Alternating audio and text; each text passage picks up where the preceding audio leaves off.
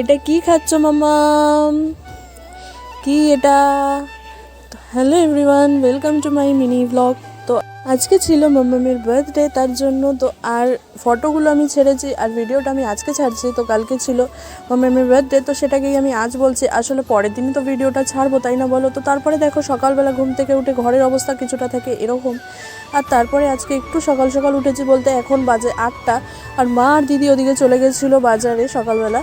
তো আমি এখানে পুরো বিছানাটা, আমার দিদি থাকলে আমার সাথে সাথে একটু সাহায্য করে। আর এখানে দেখতে পাচ্ছ একটা দুটো তিনটে কম্বল কীভাবে ভাঁজ করতে হয়। তো যাই হোক, এখন যেহেতু শীতটা একটু কম পড়েছে তার জন্য, নইলে আরও ভাঁজ করতে হতো। তারপরে দেখো এখানে আমার চাদর পাল্টানোও হয়ে গেছে। আর চাদরটা কি সুন্দর লাগছে না বলো? সাদা চাদরের সৌন্দর্যই আলাদা। তারপরে চলে গেছিলাম আমি বাবুকে নিয়ে আসতে। আসলে বাবু পাড়ার মধ্যেই পড়ে। তো তারপরে রেডি হওয়ার জন্য কিছু হয়নি, তাই জন্য বাবুকে নিয়ে আসতে গেছিলাম পড়ার বাড়ির থেকে।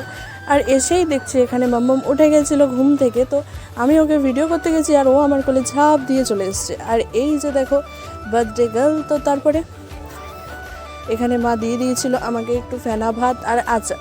আমাকে না সবাইকেই দিয়েছিল, আর সেটা নিয়ে আমি রোদে বসে বসে খেয়ে নিয়েছিলাম।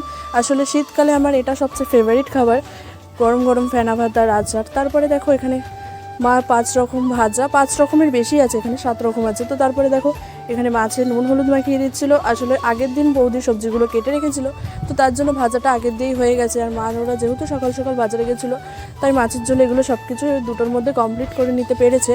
কারণ এরপরও বাড়িতে মাসি আসবে, তো মাসি আসবে না, মাসির মেয়েরা আসবে, যেহেতু মাসি ছিল কাজে। আর তারপরে বৌদির বাপের বাড়ি থেকে আসবে। তো তারপরে এখানে নিয়ে নিয়েছিলাম মনেকে স্নান করাতে।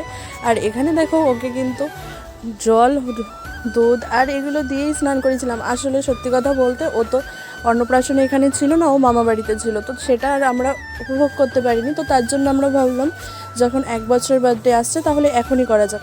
তো তারপরে দেখো এটা দিদি দিচ্ছে, আসলে মাসি আসেনি। আর এই যে গিফটটা, এই কম্বলটা, এটা দিয়েছে মা। আর এটা নিয়ে ও দেখো জাস্ট পোজ দিয়েছে কীভাবে, মানে ও এই বয়সেই এতটা পাকা, বিশ্বাস করবে না, ও এমন এমন ফটো তুলেছে যেগুলো কিন্তু ওকে আমরা শিখিয়েও দিইনি। ও জাস্ট নর্মালি একা একাই পোজ দিয়েছে।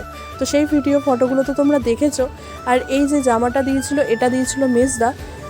তো ও বিকেলে সেই ভিডিওটা আমি পোস্ট করব। আর এইটা দেখো, এই যে পায়ের নুপুরটা সুন্দর, এটা দিয়েছিল দিদিভাই।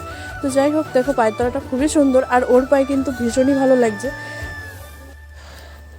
তো এখানে ও এখন সাজুগুজু করতেই বসেছে। তাও এখন যারা যারা গিফট দিয়েছে, তো সেই গিফটগুলোই তোমাদেরকে দেখালাম।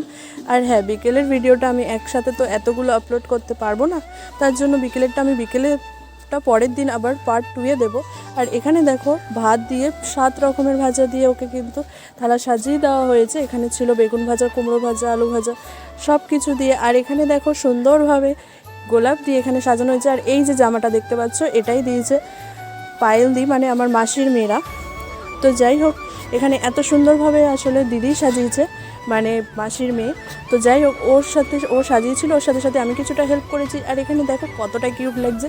আর ওর মাথায় যে ছোট্ট গোলাপটা দেখতে পাচ্ছ, এটা কিন্তু আমাদের গাছের গোলাপ, মানে আমার বাবু ও এখান থেকে ছিঁড়ে নিয়ে এসে বুনুর মাথায় গুঁজে দিয়েছে। আর এইভাবে দেখো আলু ভাজা খাচ্ছে।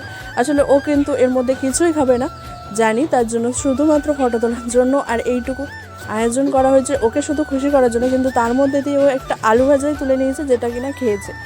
তারপরে আমি সব কিছু হয়ে যাওয়ার পর এখানে আমিও খেতে বসে পড়েছিলাম। আসলে প্রচণ্ড খিদে পেয়েছে। আর ভিডিওটা বেশি বড় করব না, কারণ পার্ট 2-এ আমি বিকালের ভিডিওটা দেবো, আর ওখানে কী কী গিফট পেলো সেগুলো শেয়ার করব। তো চলো আজকের ভিডিওটা এ পর্যন্তই। আর যারা যারা ওকে উইশ করোনি তারা উইশ